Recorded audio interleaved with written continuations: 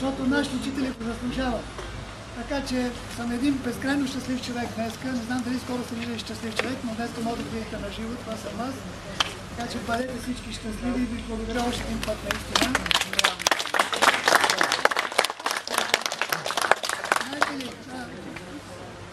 аз очаквах повече хора да дойдат в интерес на истината и това ми дава повод да го кажа съвсем открито, че ние си заслужаваме участта дали училището в този вид. Защото ако беха дошли повече хора, нали, които, поне аз очаквах, нали, които са свързани, нали, с децата им, нали, са се изучили по някакъв начин, всеки има някаква сантиментална история с това училище, но нещата са такива, че днес времето е чудесно, да се прави лютеница, правят се митинги по градовете, но рекия се вари, тук ми подсказват, нали, но това е положението. Това е действителността, това е живота. Ние днес сме щастливи с вас и ви благодаря, че дойдохте. Сега повода да го направя този празник е 2006-2007 година, точно не съм сигурен, не искам да се напъна да го запомня. Закри Баратовското училище, което беше една тъжна, наистина много тъжна картина. И дойдох на 15 септември и застанах отвънка на тази ограда и погледнах тук и тук беше само магарето на Тошко Богдопрости. Като футболист го знаехме Тошко Туспа, те сигурно спусна някаква Туспа, някакво световно първенство. И неговата жена, която работила тук като прислужничка Кавержи, те си връзваха тук магарето и единствено магарето беше тук стожера на нашето училище, за съжаление. И то много така кротко си пазеше, аз го гледах и наистина плачех, ако ми кажа, че ревех, няма да ми повярвате. Но това си моята история, защото благодарение на това училище ние сме грамотни. И си спомням, когато ние дойдохме тук в 5-ти клас, това беше на 11 януари 1958 година. Преди това бех в 5-ти клас и тук е моята любима учителка, тогава беше другарката Душка Минкова.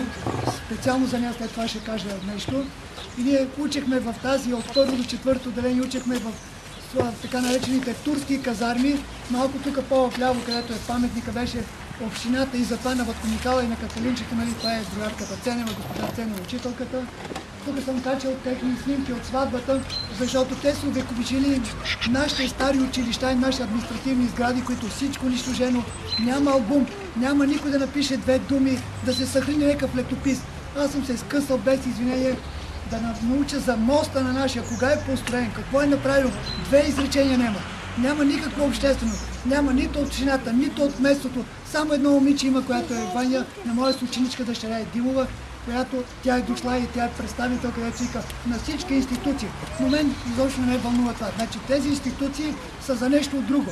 Значи има тук хора, които са под бюрото по заетостта, сигурно са над 10 човека. Погледнете какъв е двор. Значи аз може да го почиста с мои приятели, както сега го почистихме за един час само тук, затова може да го почистим.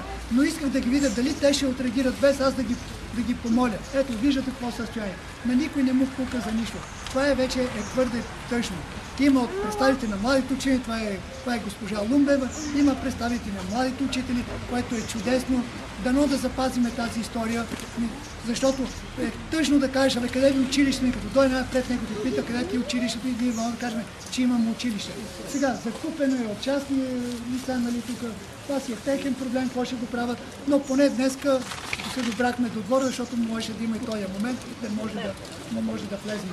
Така че това е идеята, да благодариме на нашите учители, да благодариме на всички, които са построили това училище, защото сега ползвам ето тук тази дебялата книга, която това е на господин Иван Хаджийски от Благоевград, асистент в Югозападния университет. От Дупница. От Дупница, пардон. Който е написал нещо невероятно за Дупнишко коле, за образователната система и ползвам него и материали, за което нашите от фабриката хората са облагани с 370 хиляди лева за това училище. Да? За това училище са облагани с 270 хиляди. Така че това е училище направено с трудодните. Тук има хора, които са дори на трудодени са се прегърнали тук. Баща ми с някакви приятели, Бог да ги прости всичките, не са вече между живите. Тук се снимали, всеки идваше да работи, да помага и това беше един чудесен миг. И хората си искат да направят това голямо. Ние идвахме на 2 смени в това училище. Сутрин и след обед бяхме. Имаше баскетболно игрище, тук имаше един учител Иван Костадинов, който беше на първи ни треньор, тук беше червено игрището. Така че хората си свършили техния дълг към нас и нашата благодарност. Така че още един път ви благодаря на всички, мога да се говори до безкрайност, но ви много благодаря, че дойдохте, че направихме този празник. Сега искам да дам думата на госпожа Славка Димитрова. Тя е тук дългогодишен учител в нашето училище. Уважаеми гости, скъпи мои ученици, като дружинен ръководител и като учител съм била 39 години учителка. Отдала съм от моя живот. С мъка и с бол, където сподели Методи, за нашето училище не събраха, че това училище ще се продаде. Да чуеме за 340 000 може ли да се направи тази сграда с 7 декара двор?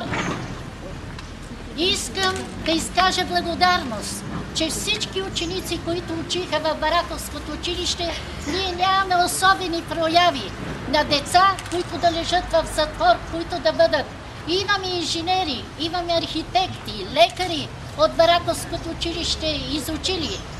Много ми беше приятно всяка година като дружинен ръководител и учител. Правихме табла. Те са наша гордост. Наистина, същите ученици, тези, които бяха, те са наша гордост и в живота са наша гордост. Трябва да се гордеем с тях. Аз лично искам да благодаря от сърце на това момче, което направи в завода за Вапцаров музей, което направи за самия завод линейката, дето беше, и книгите, които издаде. Те двамата с брат му заслужават за уважение. Моите поздравления. Пожелавам на всички здраве, живи и здрави да бъдем и все така бодри да бъдем, макар и че не потискат. Славка, чия бяхте? Димитрова. Искам да спомена, че в това училище учил великият български поет Биньо Вров. Аз не го казвам. Те се го казали по цял свят, го изучават Биньо. И тук в момента един човек, който е много ценен за мен, след това, че се запознахме и открихме. По-късно това е доцент Стилян Стоянов от Югозападния университет, който му преподава Биньо от 20 години. И неговата докторантка Иляна Иванова, която ще ви прочете едно стихотворение. То се казва Рилска река, Биньо в него всичко е казал за нас тук. Така е,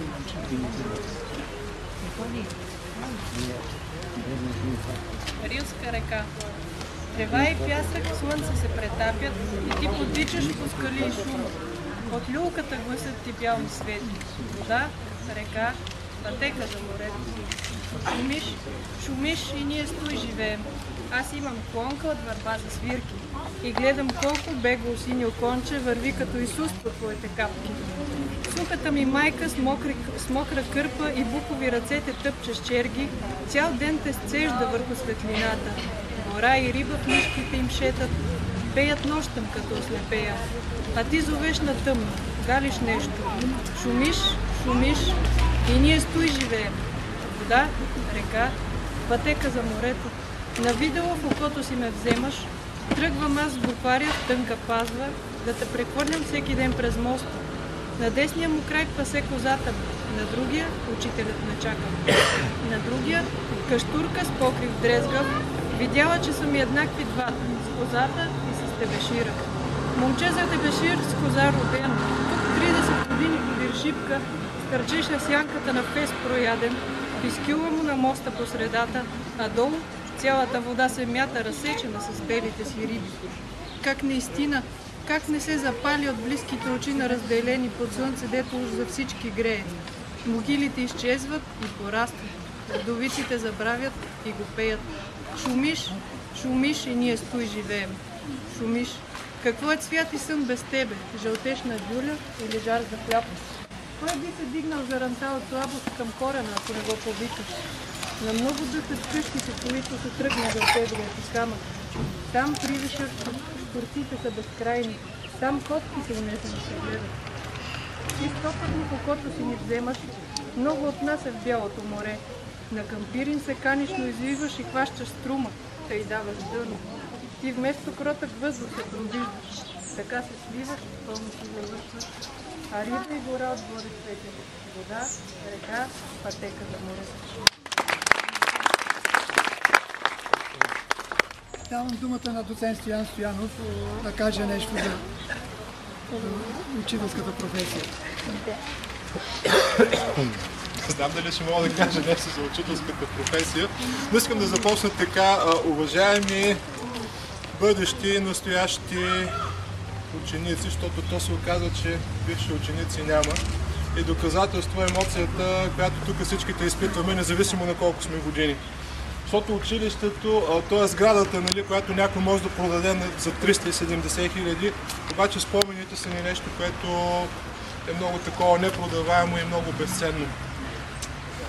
Това, за което си мислех, значи, мислех си за Методий, естествено, този кого други го, защото той е човекът, който ни кара, освен че ни събра тук на едно място, ни накара да се замислим за това, което сме били и това, което сме. А пък ние сме това, което сме, защото някой в първи клас ни е хванал за ръчичката. Казвам портрета на Вазов. Там е било написано, аз си спомням моите ученически години, нали, аз съм българче, обичам нашите парини зелени. Казал ни е, нали, че трябва да седим на чине, докато ни дрънне звънеца, не трябва да мърдаме. Това са ни спомените. Ние всичко друго забравяме, но това, което е било другарката, или както е сега госпожата, ние това не го забравяме. Доказателство са емоциите, които тук видях, докато се готвя. Така че спомените са нещо, което наистина е непродаваемо, спомените са нещото, което ни събира. А пък учителската професия, аз не знам дали мога да говоря, значи нямам опита тук на колегите, 39 години съм в училище, но тази година си го сметнах, 26 вече съм в училище и в университет и сме като щъркелчетата. Значи всяка година на 15 септември, откакто се помня, всъщност май само 2 години в казармата, за мен е дрънкал някакъв звънец като ученик, като студент, после като учител, сега като преподавател. И просто не мога да си представя живота извън, нали, този кръг. И това нещо нас ни прави млади, не само учителите, ами и те, които се спомняме за училището, защото това е кръговото време. Всяка година по същото време ние правим едно и също или си спомняме едно и също. И това просто е прекрасно. А прекрасното е тук, че по-прекрасно това май няма как. Нали, да има прекрасното са да запазим спомените, да си пожелаем ученика в нас да не изчезне, нещо, че се учим цял живот, някои се учим, други не толкова. Но така или иначе, като спомени, като поколение, ние сме си учители и ученици. Благодаря на Методий обаче.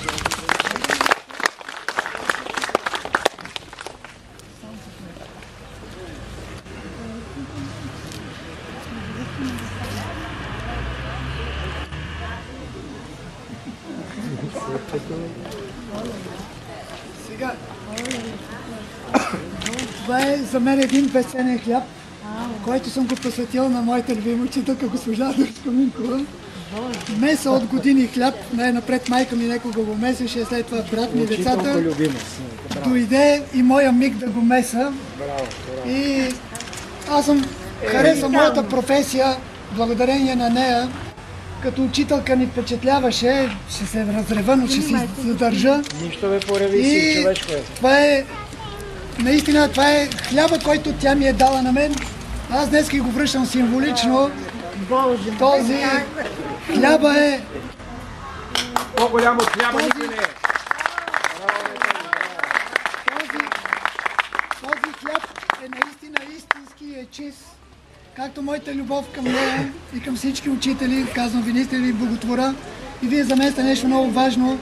Не знам дали, но аз всеки, дали са по-млади учителите, не само за това, че ги срещам по улицата, при мен е малко по-различно усещането от другия човек. Нали, откровен съм, казвам, нали, заеква гласа, но този хляб е от ръжено брашно 40%, 60%, защото тя беше по математика, аз бех пълна дупка там, но 60% е типовото брашно. И ако аз бех написал това нещо, нямаше да мога да се разчете, но помолих брат ми, хляба аз съм го месил, но брат ми е написал учителко любима.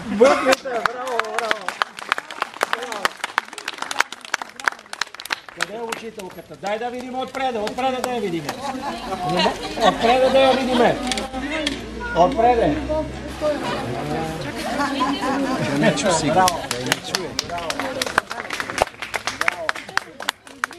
Беше си един обикновен ученик, не е бил някакъв величие.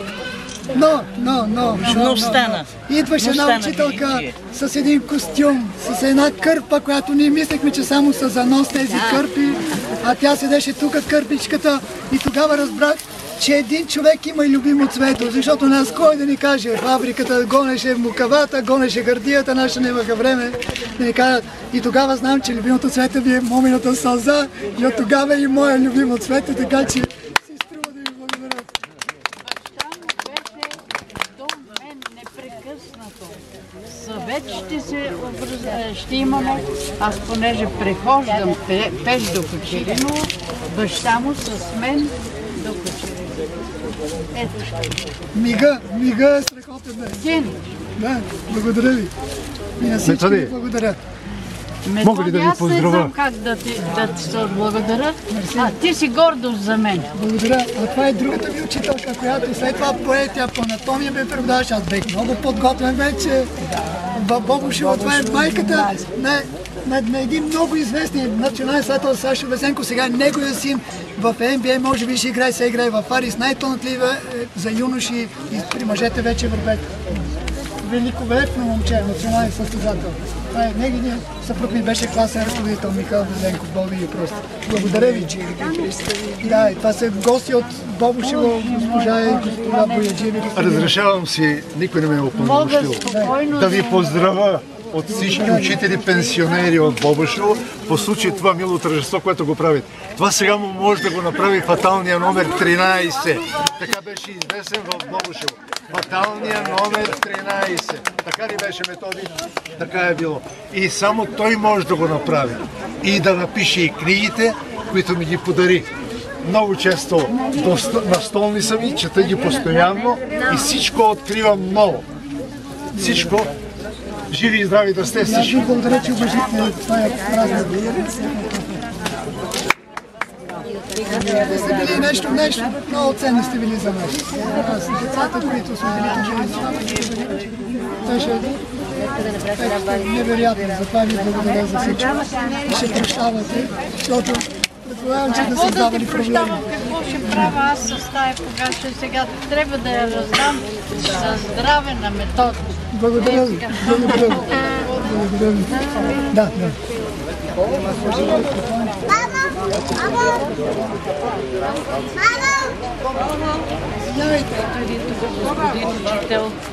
Симо, това е един мой приятел. Това е последният човек, който е карал локомотива, когато се закрива Рилската железница в 60-та година. Това е последният човек, който е движил влака. Това е Ицо, така наречения Ицо от Пупата. Аз съм последния назначен локомотивен машинист в депо Рил. В далечната 59-та година. Изключителни спомени имам от Рилското корито. Тогава беше Рилското корито. И благодаря на господин Панайотов за поканата. Може би аз съм вече единствения жив локомотивен машинист от Рилското корито. Аз тук за първ път почнах работа и закрих Рилската железница с едно влакче с 4 черни байрака. И един призив от мене, от една учителка от нейно стихотворение. След спомените идват помените. Да се събираме често, че съдбата не връща ресто.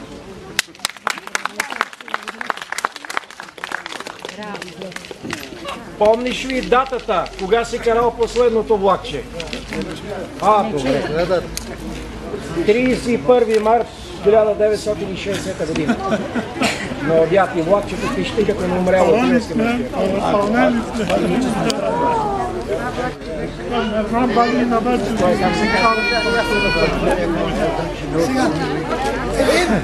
Сегашен учител, по-младото поколение, но и бивши ученик, после ще стане и учител.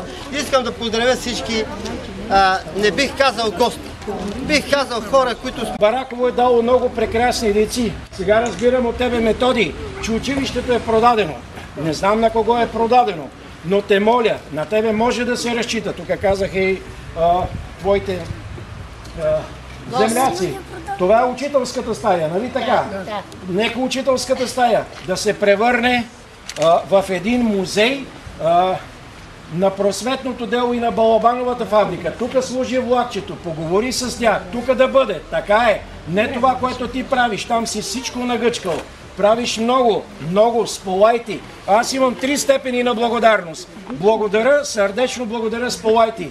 Бараковци трябва да сте щастливи, че имате Методи Борисов Панайотов. Какво ти казах на 10 декември миналата година, като представяхме книгата? Кажи, повтори ми думите. Бързо, аз ти изпитвам пред всички. Методи, ти си повод от мене. Така каза Иван Вазов. Браво! С неговия портрет. Лудите, те да са живи. Те ще не променят нещата. Това е истината. Сега ще те поздравя тебе с стихотворението на един от нашите дупнишки писатели. Аз 60 души писатели са това, дето държиш. Ивайло Василев, прокурора. Това важи и за тебе, и за мене. Стои дървото, самотно съхранило ръста си, противно всички правила живее. Един да бе понесъл кръста, изкуството ще оцелее. Това важи за Методи Борисов Панайотов. За тебе са аплодисментите, ясно ли ти? Защото работиш много, с обич и всеотдайност. Тук са моите издатели, госпожа Елена Кацарска, господин Валентин Боков. Предпочел съм тук да бъда, вместо да слушам Веселин Маринов и разни други кандидат-депутати в центъра на Дупница. Там оставих им по една от моите книги да четат, да се култивират. Казвам го ясно и категорично. Ще ви кажа с думите доцент Стоян Стоянов, добре да ги запомни неговата докторантка и всеки един. Един велик бобошевец, слушайте внимателно, когато трябва, вие ще ми кажете, аз ще ви слушам. Иван Петров Кепов казва така, 1927 година в книгата си "Нашата действителност". Какво представляват политическите партии? Безумието на мнозина, полза на малцина.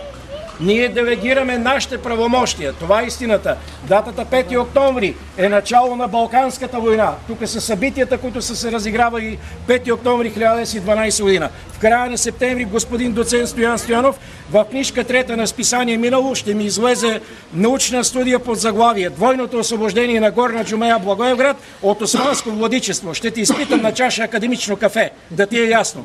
При мен е нема лабаво. Това е положението. Така се работи. Щастлив съм, че съм изследвал над 5000 фамилии от Дупнишка околия. Бившата Дупнишка околия. Вие, бараковци, дадахте и настоящия ни кмет, инженер Методи Христов Чимев, роден 14 декември 1962 година, главния секретар и така нататък. Много стойностни хора, повтарям. Това, което ти направи, аз те моля да го концентрираш, да се оговориш, повтарям още веднъж. Това да не се унищожава. Погледнах, мъка ми е, болно ми е. Защо така да бъде? Миналата събота държах слово след кмета ни Методи Чимев за съединението. Затова там се заковах половин час. Това правят нашите. Българските капитани биха сръбските генерали. 4 сръбски дивизии. Само ще припомня Междусъюзническата война 13-та година. Отново 3 сръбски, една черногорска дивизия и удържа нашата 7-ма пехотна рилска дивизия. Нашите дети, и бараковци, и цялата Дупнишка околия, цяла югозападна България. Няма да ви чета лекции и нотации, но искам да се знае, че сме наследници на достойни хора и извинявам се, преди 100 години нима им е било по-лесно на тех. Ние станахме чиновници, хитреци на дребно, имена турска мъдрост, сорта Будала, тарикат Балама. Както работиме с Методи Борисов Панайотов, така искам и другите да продължат нашето дело. Младите, които са тук. Това е истината. Титлите са си титли, доцент Стоян Стоянов. Ще влезеш в сайта на Македонския научен институт София, ще изпишеш научен съвет от 25 души наред с академик Марков, ще ме видиш и мене на 12-то място и една дозина доценти и професори след мене. Но заставам пред вас. Това ми е 12-та книга, 8 научни монографии, 4 студии. Сега още 2-3 неща трябва да направя до края на годината. Казвам го не да печеля ефтина слава, да разбереме наистина, че напред науката е слънце. Видях Методи Блажиев, произнасям името му на снимка. произнеси само името ми и ще ме възвърнеш към живота. Преди да почине, приеме неговата съпруга. Не знам дали е тук, кака цвета. Приеме тя. Радвам се. Тук ли е този Михаил Миладинов? Тук ли е? Кажете му, че му пиша 101 неизвинени. Той е талантлив писател и поет, иска го тука. Аз съм дошъл от Дупница, вместо да държа речи там, да бъда аплодиран на площад Свобода, съм дошъл тука. Заради вас, заради училището, заради този човек. Миналата събота Методий, смяха ми се, хаджийски вика, то не е училище. Казвам, ученици няма, но има училищна сграда. И искам тази училищна сграда не да бъде пустош. Методий, гледай тук. Не да бъде пустош. Няма я да ядеш, няма да пиеш, ще си останеш с тая ризи и с тия панталони с тирантите, но ще направиш тук музей. Това е положението. Трябва да се направи. В нашата ежедневна дейност нека да ни води мисълта за майка България. Да бъдем човечни, да бъдем българи. Ще бъде Бараково. Ние, майка България, ще бъдат такива, каквито сме ние. Не да се оплакваме, не да се вайкаме. Ние, българите, много обичаме да прехвърлиме задачата на другия да ми свърши работа. Да, ама не. Всеки ще се напъне, както Методий Панайотов, както моята особа и разни други. Има и други хора, които работят. Каза се за влакчето, аз казах датата. 31 март 1961 година. Влакчето наистина пищи като не умряло, това е последния курс. Опитаха се някои хора, дай ние ще възстановиме. Трудно се възстановява онова, което е загубено. За да има майка България и да не забравяме едно. Трите стълба на българщината, с това завършвам. Българските църкви, в тях, до тях са строени, създавани са кирилните училища, читалищата. Затова съм написал 944 страници Дупнишкото читалище Зора. А вие, доцент Стоян Стоянов, предизвиквам ви пред всички, ето светкавично, това ми идва в ума, направете си научен екип, напишете научната история на Благоевград, защото ние около 20 души под редакцията на академик Георги Марков готвим история на Дупница и Дупнишко. Ето, възлагам ви задача. Аз главният асистент, но наречен жив класик на Дупнишкото краезнание и вулкан от енергия Иван Стилов Хаджийски. Бъдете благословени и честити. Имаме ли памет, ще имаме съвест, ще има майка България. Да ни е честит празник!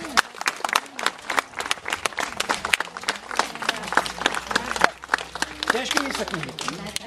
Приятно ми. Аз се казвам Методий Панайотов. Благодаря ви още. Да кажеш няколко. Давате ли ми думата? Да. Госпожо, освен това, власт и дума се взема, а не се дава. За разлика от вас, действа по друга път. Искам да благодаря на Методий за това, че в днешния ден направи един празник. Вярно е, че сърцето ни и на мен и на Славка бие, защото не сме се виждали в годините. Искам да благодаря на Славка и моля ви вашите аплодисменти. Това беше най-прекрасният колектив, с който аз работя. Най-прекрасният колектив. Всичко беше любов и разбирателство. И на моите все още живи прекрасни колежки им пожелавам дълголетие. Методий, нека ви можете да каже нещо, да чуеме хората. Ние сме заради хората тук. Иска ли някой нещо да каже?